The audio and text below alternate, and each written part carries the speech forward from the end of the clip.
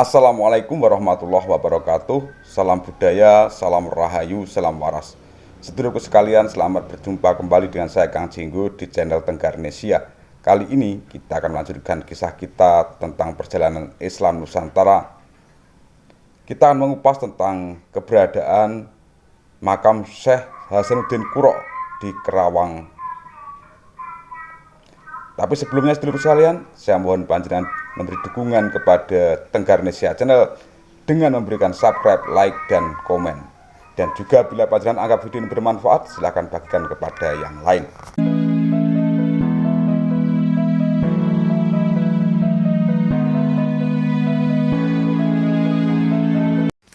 Makam Syekh Hasanuddin atau Syekh Qura terletak di dusun Pulau Bata, Desa Pulau Kalapa, Kecamatan Lemah Abang, Kabupaten Kerawang.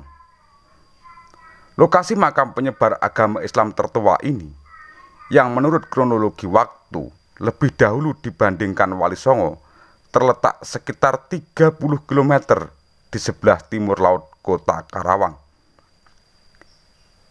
Dalam naskah Nagara Kertabumi Sarga 3 dan 4 disebutkan bahwa Syekh Hasanuddin adalah putra Syekh Yusuf Siddiq asal negeri Campa yang datang ke Jawa bersama armada Cina yang dipimpin Panglima Besar Waiping dan Laksamana Tehu atau Chenghu.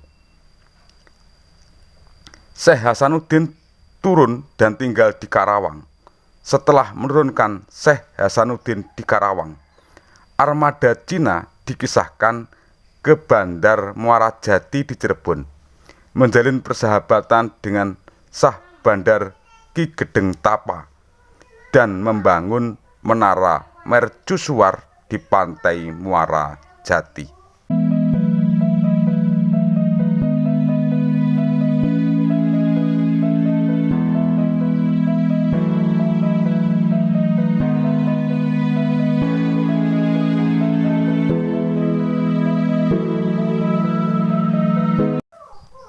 Di Karawang, Syekh Hasanuddin dikisahkan menikah dengan gadis bangsawan Kerawang bernama Nyi Retno Parwati dan mendirikan pesantren di Tanjung Pura.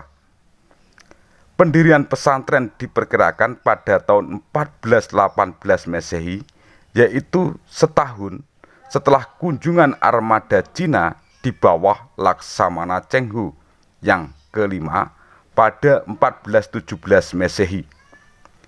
Dengan cara dakwah yang simpatik melalui uraian agama Islam yang mudah dipahami dan terutama keindahan suaranya dalam melantunkan Al-Quran, penduduk setempat banyak yang tertarik dan dengan sukarela mengikrarkan diri masuk Islam karena keindahan suaranya dalam membaca Al-Quran. Syekh Hasanuddin kemudian dikenal dengan sebutan Syekh Qura atau Syekh Qura yang bermakna ahli membaca Al-Quran.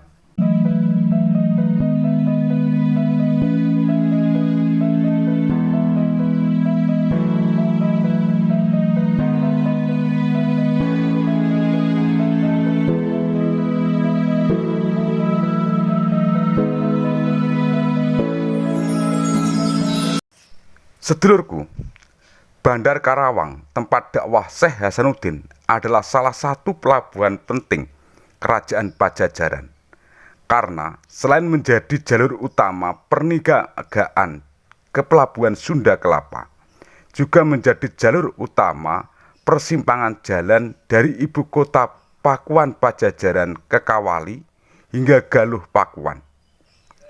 Amir Sutarga dalam buku berjudul Prabu Siliwangi, jalan darat utama tersebut menghubungkan ibu kota Pakuan Pajajaran dengan Cileungsi atau Cibarusa, Warung Gede, Tanjung Pura, Karawang, Cikau, Purwakarta, Sagalaherang, Sumedang, Tomo, Sindangkasih, Raja Galuh, Talaga, Kawali, dan ke pusat kerajaan Galuh Pakuan di sekitar Ciamis di Bojong Galuh.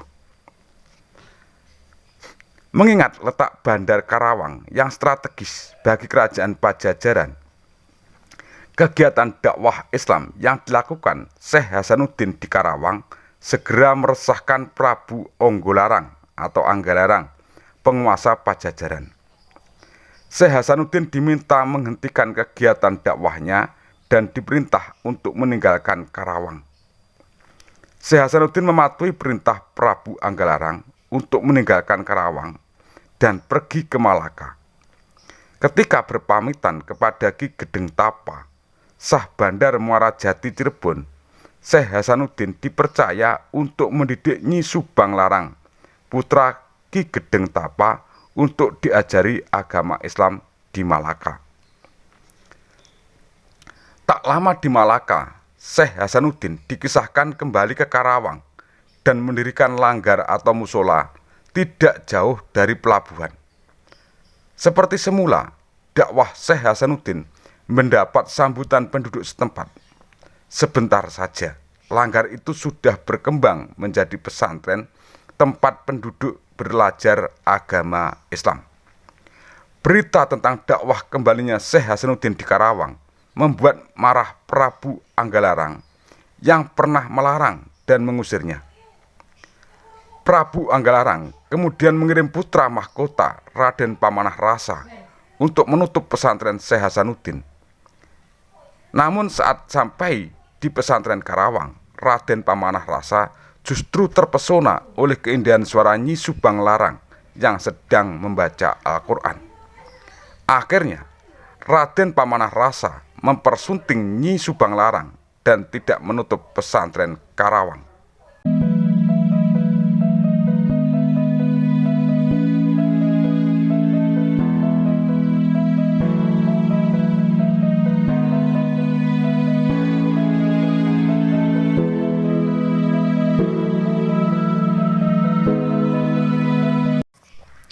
Historiografi Cirebon seperti Carita Perwaka Caruban Nagari dan Babat Cirebon tidak cukup banyak menyinggung kegiatan dakwah Syekh Hasanuddin.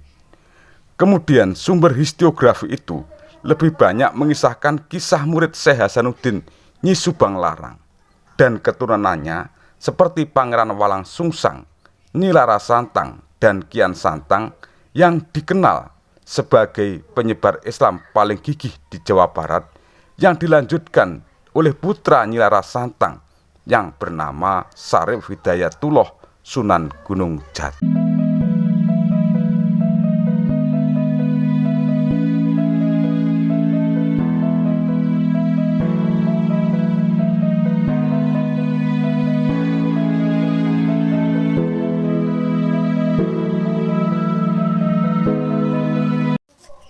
Sedulurku yang berbahagia, di dalam naskah Nagara Kertabumi Sarga III disebutkan bahwa Syekh Hasanuddin memiliki putra bernama Syekh Bintong yang menikah dengan seorang muslimah Cina bernama Siti Teyo.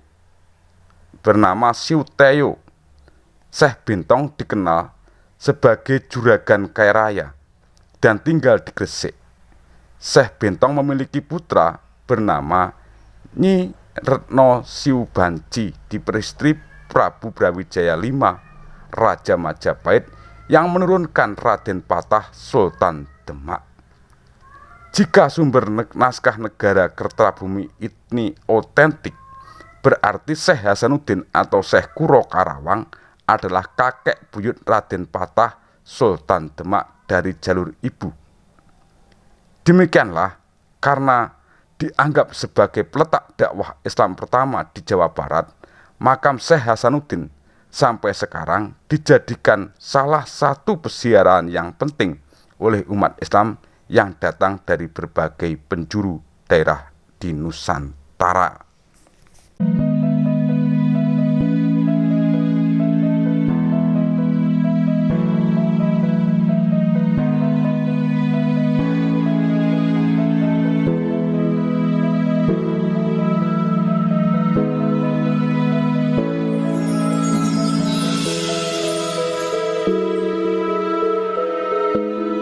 Sedulurku yang berbahagia, kiranya cukup sekian apa yang bisa saya sampaikan terkait keberadaan Syekh Kuro atau Syekh Hasanuddin Kuro Kerawang. Ada kurang dan lebih saya mohon maaf yang sebesar-besarnya. Training ungkapan ono rino ono opo ono awan ono pangan. Salam budaya, salam rahayu, salam waras. Wassalamualaikum warahmatullahi wabarakatuh.